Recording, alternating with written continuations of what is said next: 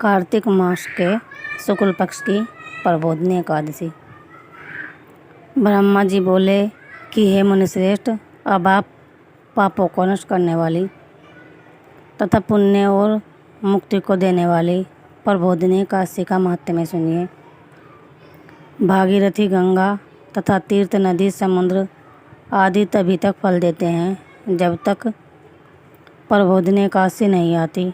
कार्तिक मास की शुक्ल पक्ष की प्रबोधिनी एकादशी के व्रत का फल 1 सहस्र अश्वमेध तथा 16 अश्वमेध के फल के बराबर होता है।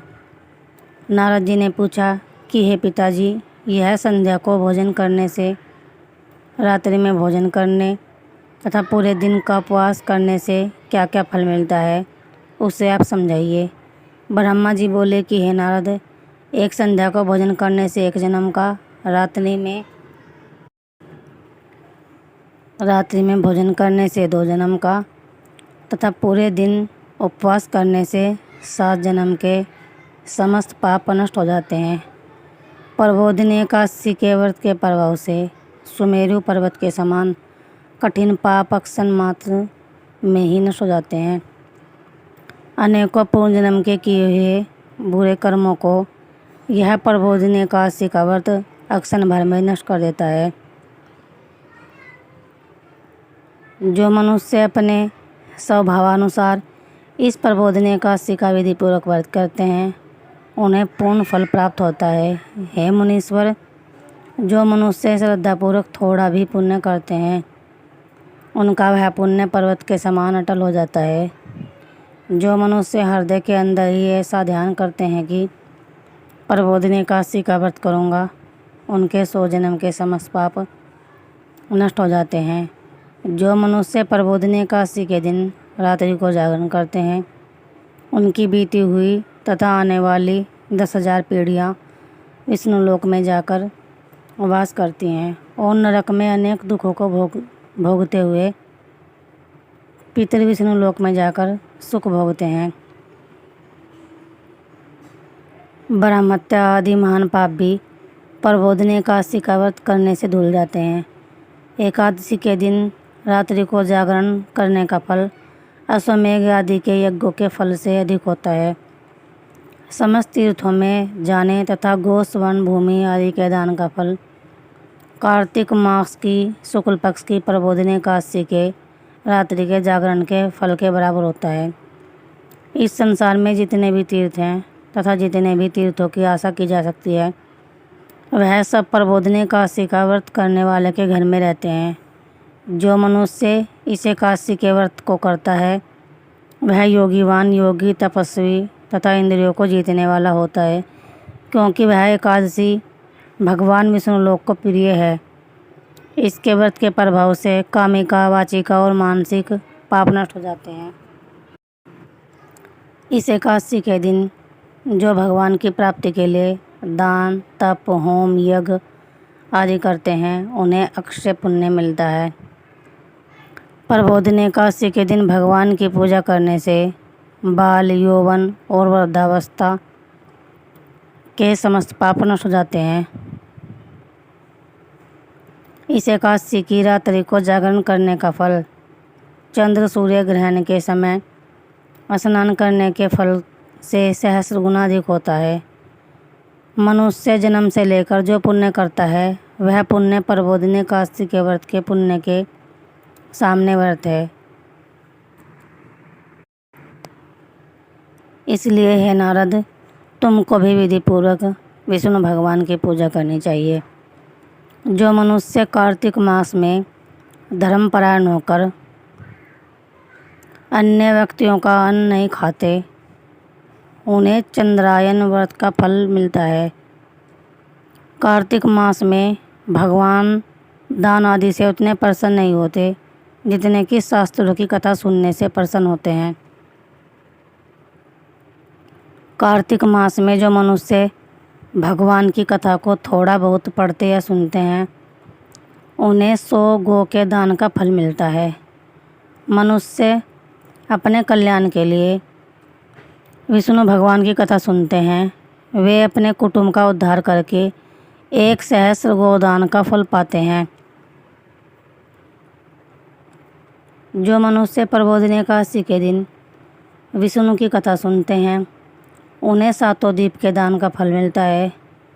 जो विष्णु की भक्ति पूर्वक कथा सुनते हैं और कथा बाँचने वाले ब्राह्मण की यथाचित पूजा करते हैं तथा उसे संतुष्ट करते हैं, वे उत्तम लोक को जाते हैं। इस पर नारद जी बोले, हे ब्रह्मा जी, अब आप एकादशी के व्रत का विधान कहिए और कैसा व्रत करने से कौन सा पुण्य मिलता है वह भी समझाइए।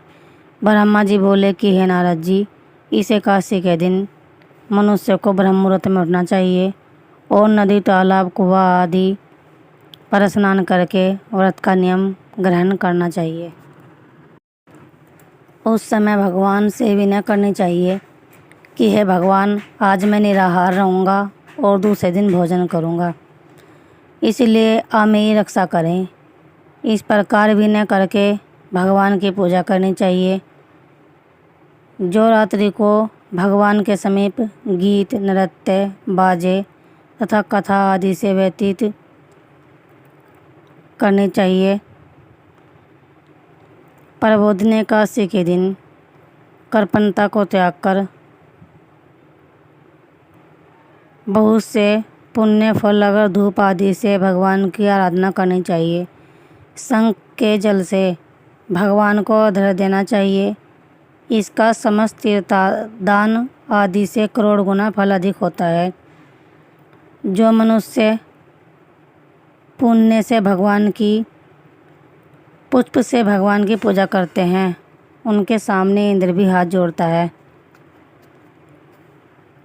कार्तिक मास में जो बिल्वपत्र से भगवान की पूजा करते हैं उन्हें अंत में मुक्ति मिलती है। कार्तिक मास में जो मनुष्य तुलसी जी से भगवान की पूजा करता है उसके 10,000 जन्म के समस्त पाप नष्ट हो जाते हैं। जो मनुष्य इस मास में श्री तुलसी जी के दर्शन करते हैं या छूते हैं या ध्यान करते हैं या रोपण अथवा सेवा करते हैं वे 1000 कोटि युग तक भगवान के घर में रहते हैं। समस्त मनोकामनाओं को पूरा करने वाले भगवान कदम्ब पुष्प को देखकर अत्यंत प्रसन्न होते हैं। यदि उनकी कदम्ब पुष्प से पूजा की जाए तो यमराज के दुखों को नहीं पाते। जो गुलाब के पुष्प से भगवान की पूजा करते हैं उन्हें मुक्ति मिलती है। जो मनुष्य बकुल और अशोक के फूलों से भगवान की पूजा करते हैं वे अत्यंत काल तक शोक से रहित होते हैं। जो मनुष्य विष्णु भगवान की सफ़ेद और लाल कनेर के फूलों से पूजा करते हैं उन पर भगवान अत्यंत प्रसन्न होते हैं। जो मनुष्य विष्णु भगवान की दुर्वा दल से पूजा करते हैं वे पूजा के फल से 100 गुना फल अधिक पाते हैं। जो भगवान की समीपत्र से पूजा करते हैं भयानक यमराज के मार्ग को सरलता से वे पार कर जाते हैं। जो मनुष्य चंपक पुष्प से भगवान विष्णु की पूजा करते हैं वे आवागमन के चक्र से छूट जाते हैं। जो मनुष्य स्वर्ण का बना हुआ केतकी पुष्प भगवान पर चढ़ाते हैं उनके करोड़ों जन्म के पाप नष्ट हो जाते हैं। जो मनुष्य भगवान के पीले और रक्त वर्ण कमल के सुगंधित फूलों से पूजा करते हैं उन्हें श्वेत द्वीप में स्थान मिलता है। इस प्रकार रात्रि में भगवान की पूजा करके प्रातःकाल शुद्ध जल की नदी में स्नान करना चाहिए। स्नान करने के पश्चात भगवान की पूजा करनी चाहिए। इसके बाद पूर्ति के लिए ब्राह्मणों को भोजन कराना चाहिए और दक्षिणा देकर मीठे वाक्य द्वारा सभा करनी चाहिए। इसके उपरांत भोजन, गो और दक्षिणा से गुरु की पूजा करनी चाहिए और ब्राह्मणों को बहुत सी दक्षिणा देकर नियम को छोड़ना चाहिए। ब्राह्मणों को यथाशक्ति दक्षिणा देनी चाहिए। जिस ब्राह्मण को रात्रि में भोजन करावे उसे स्वर्ण सहित बैल दान करना चाहिए। जो मनुष्य यात्रा स्नान करते हैं उन्हें दही और शहद दान करना चाहिए। जो मनुष्य फल की आशा करते हैं उन्हें फल का दान करना चाहिए। तेल की जगह घी और घी की जगह दूध और उन्नों में चावल दान करना चाहिए। जो मनुष्य इस व्रत में भूमि शयन करते हैं उन्हें सब वस्तुओं से ही सैया दान करनी चाहिए।